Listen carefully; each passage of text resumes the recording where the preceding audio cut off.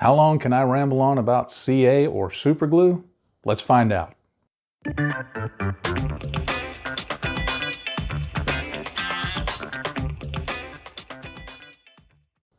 I guess the first question to answer is, what is CA or superglue?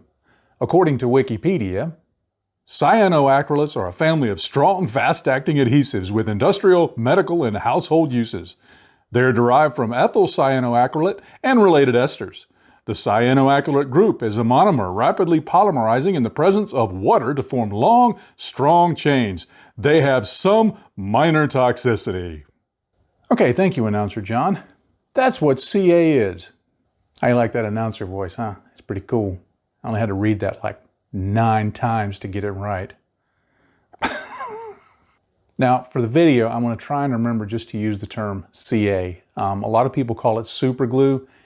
Here in the States, I don't know if it's that way in the rest of the world, but here in the States, there's a brand called superglue. I think it was the original one, but I may be wrong.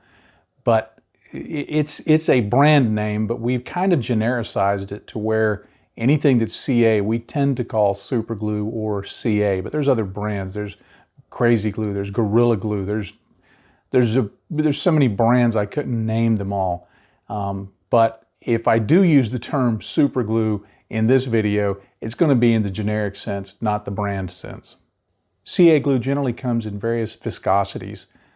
Most of what I've seen have been thin, thick, and then some verbiage to indicate something in the middle of those two.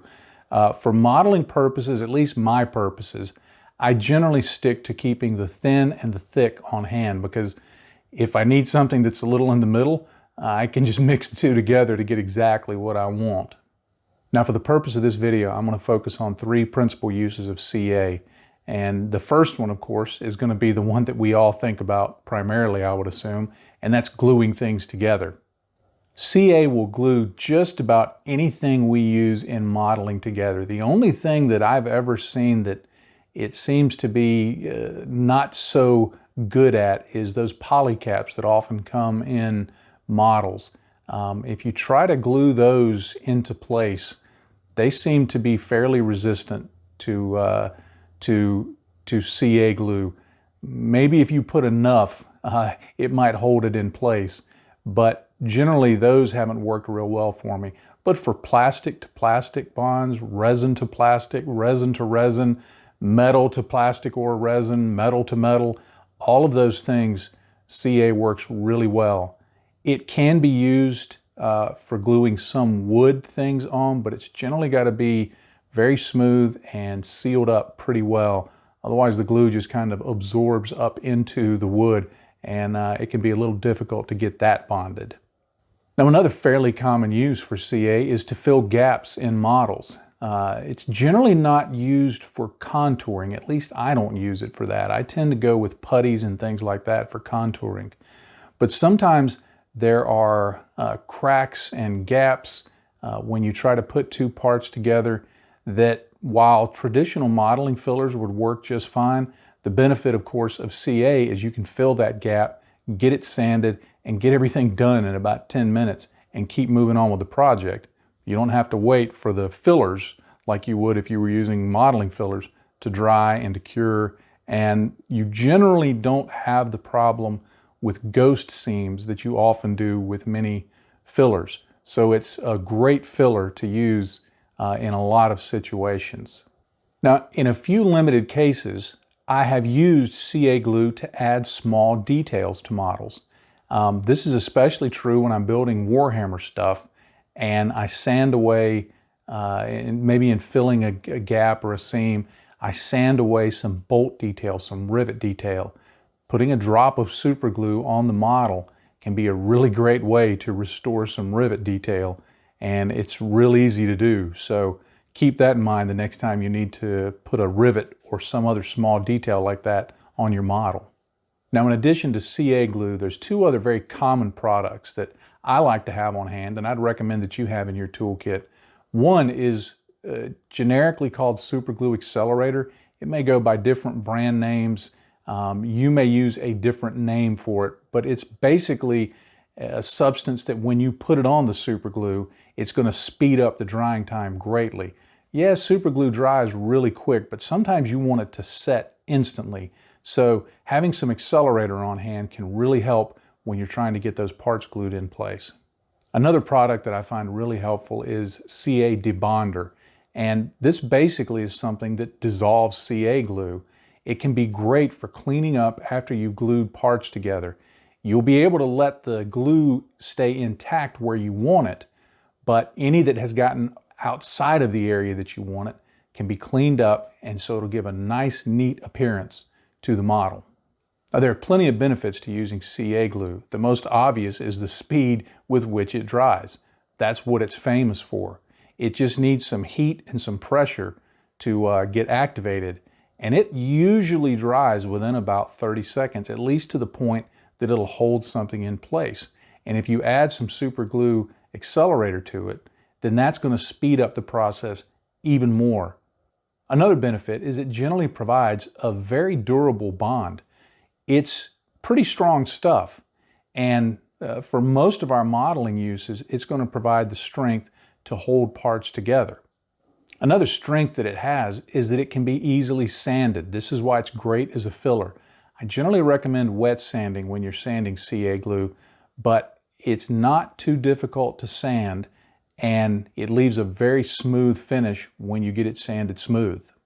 And finally, as I've already mentioned, it can be cleaned up with super glue debonder. This is a really great way to make sure that if you get a little messy with your glue, that you can clean that up and leave a nice, neat appearance. Now, as with any product, there's also some drawbacks. And I would say the first drawback is also the first one I listed for its advantages. It dries really fast. Sometimes that can be a good thing, but sometimes that can be a bad thing. Another thing to think about is while it does provide a strong bond, it's often not a great bond when it comes to shear force. What I mean by that is if you take two parts, like your hands, which I've glued together before, if you take two parts and glue them like this, then it's going to be really strong because there's a lot of surface area to hold that. But if I take apart, say, an antenna, and I glue it onto a surface like that, you can try to pull it away, and it's going to hold fairly well. You're going to have to give it some serious force for it to come away. But its strength in terms of shearing, in other words, not just the part breaking, but the glue coming loose like that, if there's force coming from either direction that way, it's not always as strong in those cases. So keep that in mind. A simple way that I get around its lack of strength in shear force is, where appropriate, I'll drill out small holes in the part and on the surface of the model and just add a little bit of wire or something like that. That generally gives it the strength to hold things in place, and you won't have to worry about parts breaking off.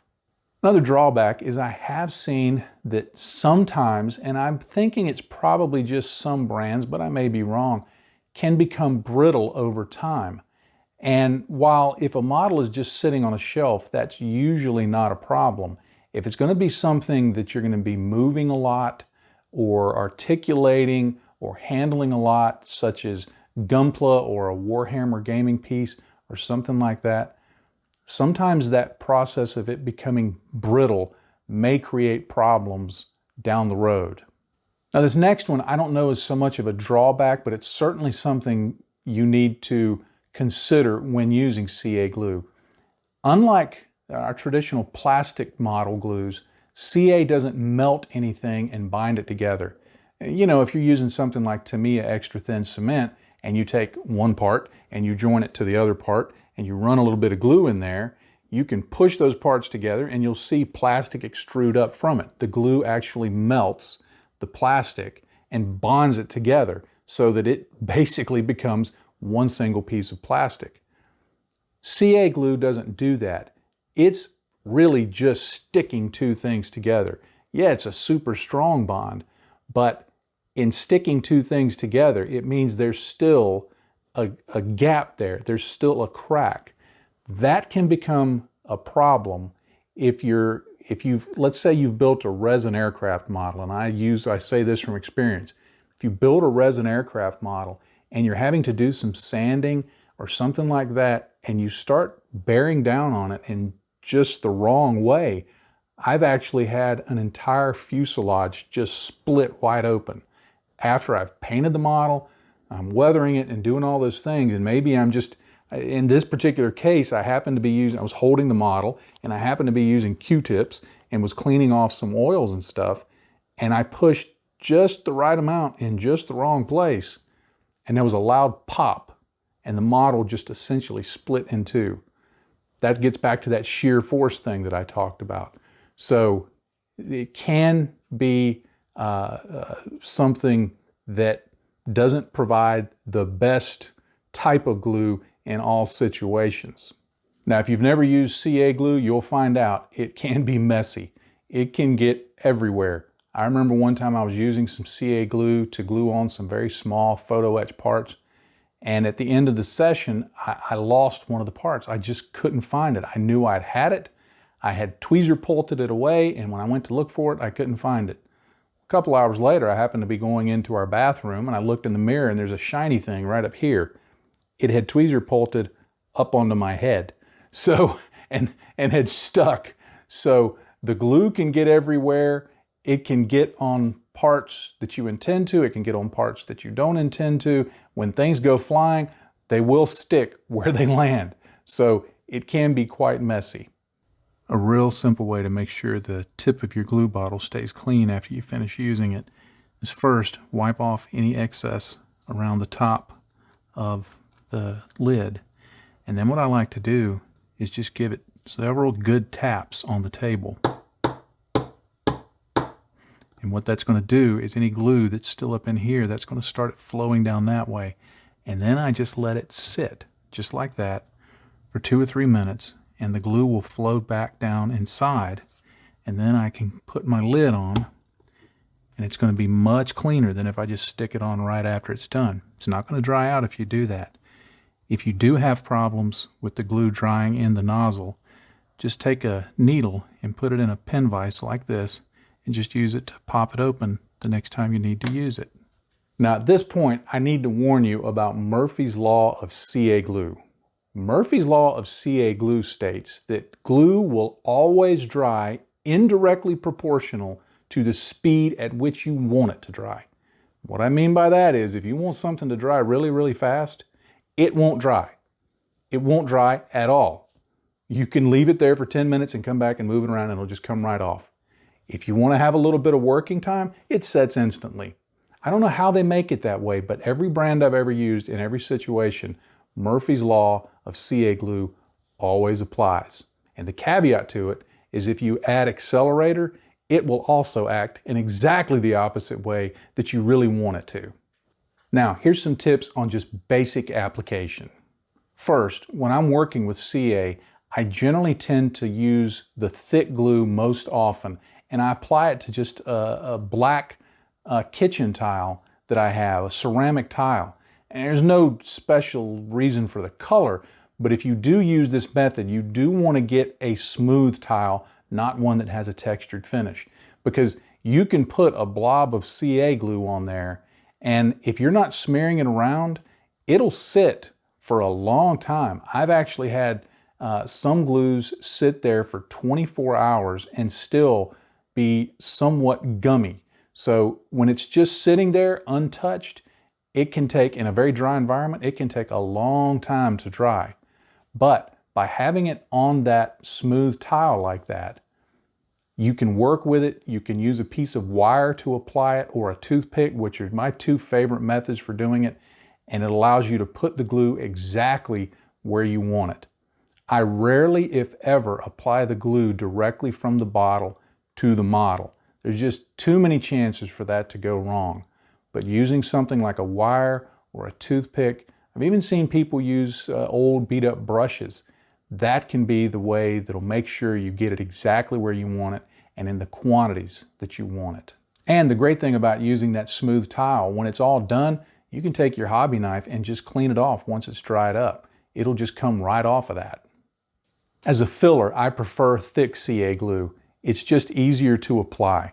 I put it on with my wire or my toothpick like I talked about, just spread it along the gap, pushing it down a little bit to make sure it gets down into the gap. And then I use a brush or a toothpick to apply some of the super glue accelerator. But I don't touch the super glue because it can deform that shape and you may not have enough left to actually sand down. So what I do is I put it alongside of the super glue and let it flow onto it. And when you put a little bit on one side and a little bit on the other, it will flow onto it and begin the chemical reaction that dries it up really quickly. Another thing I often like to do when I'm filling gaps is add some filler to thin super glue. Now there are modeling specific commercial fillers that are available, and some of these are generally resin based in their composition, and so they do make for a really strong bond. But for many years I just use baby powder, simple baby powder, and I'll just make one of those foil pallets like I talked about earlier, and I'll put in some of the baby powder, and then I'll put in some thin CA glue over it and just stir that around until I get a little bit of a paste going.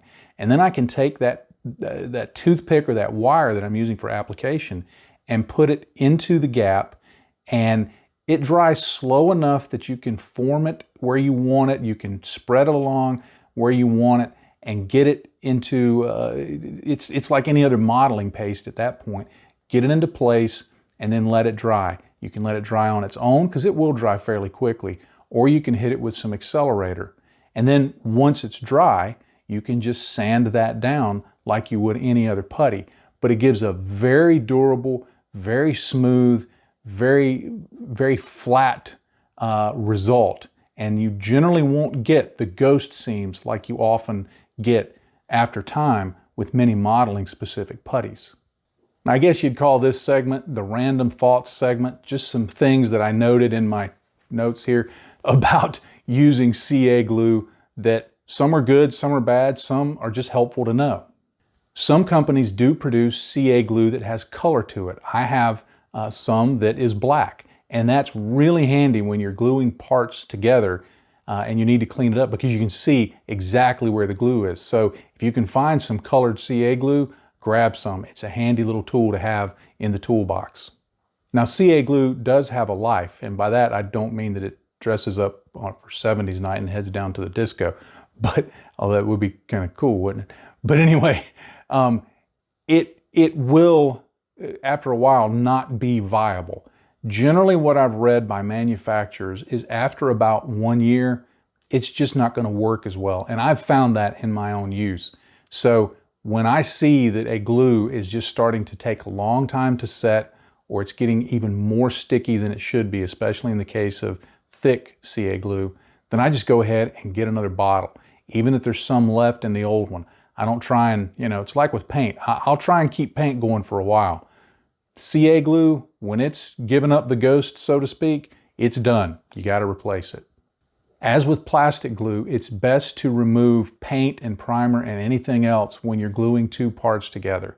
You want to have base material to base material. That's going to give you the best join. I also like to scuff it up just a little bit with a light sanding stick. Not a lot, but just enough that it's not absolutely smooth and glossy, but there's a little bit of texture, and that just gives the glue something to really hold on to and is going to improve the bond.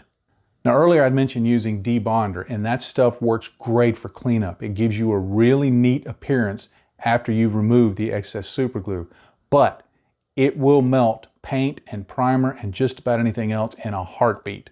It won't hurt the plastic, but it will hurt the other stuff we apply to our models. So if possible, remove the excess CA glue with debonder before any painting or priming or anything like that, and you're generally going to have better results. If you do have to use it after painting and after priming and all of those other things, be prepared to do a few touch-ups. Now sometimes when CA glue is drying, little bubbles can appear, especially when you're using accelerator. If that happens, let it dry, go ahead and sand it. If you're going to be using it for a filler, go ahead and sand it, and then just touch in another dot of CA glue after it's all finished up. Let that dry, sand off that spot, and you should be good to go. In general, most CA glues dry a little bit brittle. If you're using it as a filler and you need to restore some panel lines or things like that, I've found it's best to use a razor saw. If you try to use a scribing tool, it may chip the CA glue itself and leave you with a very jagged edge. If you use a razor saw and cut at it fairly gently, you're going to get a decent result. Sometimes if I'm gluing parts together, I'll use just a couple of dots of CA glue so that I can squeeze the parts together, know that they're together solidly, and then I'll use something like Tamiya Extra Thin to go in and fill in the rest of the join so that I get a strong plastic to plastic bond. That's really helpful if you've got two parts that while they fit together well, there may be a little tension and they want to kind of separate while the glue's drying. CA will take care of it and let you get your plastic glue in there without any fuss. Now, CA glue isn't always the best glue for every situation. Certainly if it's a plastic on plastic join, my preference is going to be glues like Tamiya Extra Thin Cement or similar stuff like that because they work best in those situations. Sometimes it may be better to use some of those two-part epoxy glues depending on the working time that you need and the strength that you need it to have and that kind of thing. In many cases, just regular old white glue, Elmer's glue, that kind of glue, PVA glue, or even acrylic gloss medium, I quite often use Pledge, can be used to bind parts together if they're not going to be facing a lot of force or handling or things like that. For example, when I built aircraft and might use flat pieces of photo etch to go along a cockpit wall, quite often I gave up using super glue or CA at all and would just put down a touch of Pledge and put the part on there and just let it dry. And once it dried, it held in place just fine and I didn't have to worry about it. But I had plenty of working time and I didn't have all of the caveats that come with working with CA. So as you're looking to decide, should I use CA, think about alternative products and what's going to work best. Well, I know the subject of glue is probably not the most exciting one, but I think there's some little details when we look at the use of CA or super glue that can really help us and pad out our toolkit of the things and techniques and methods that we have available in finishing our models. It can be a great product in a wide variety of situations, but sometimes it's not always the best choice. So thinking about all of these factors and all of these things as you're working on your own models will hopefully be helpful in the long run. Well, thank you so much for sticking around. See what I did there? Did you get that? Sticking around? Anyway, thank you so much. You're probably turning it off right now. Thank you for sticking around for the full length of this video. I appreciate it. If you have stuck around to this point, why don't you drop a comment down below that just says, stick to it. I'll know what you're talking about. We can have a chuckle, and everybody who watches the first 3 minutes, which is like 80% of the people. Anyway, everybody who watches the first 3 minutes will go, huh, what's that about? So we can have a little fun with that. If you've not already subscribed, please hit the subscribe button down over here and the little bell icon so you'll know that I have new videos out, and it also helps me grow the channel. Another thing that will help me is if you'll give this video a like and drop a comment down below. I love hearing from people. I always try to respond to the comments, and so please leave me a comment. If you'd like to support this channel, there's links down below to Patreon. Please click on that and see what I offer for patrons. If you're already a Patreon supporter, thank you so much. The support you provide makes the videos that I do possible, and my family and I are very grateful for what you do for us. Now, with all that being said, I'll leave you with one final thought, as I always like to do. In this hobby, if you're not having fun, you're doing it wrong. Happy day to you, friends. Bye-bye.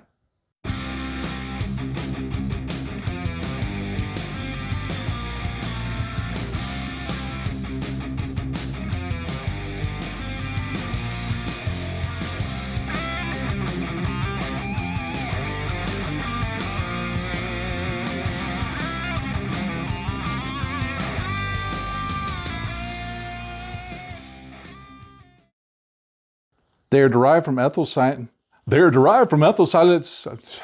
Cyanoacrylates are a family of strong, fast-acting adhesives with the cyanoacrylate group and the cyanoacrylate group and the monomer rapidly polymerizes in the monomer rapidly polymer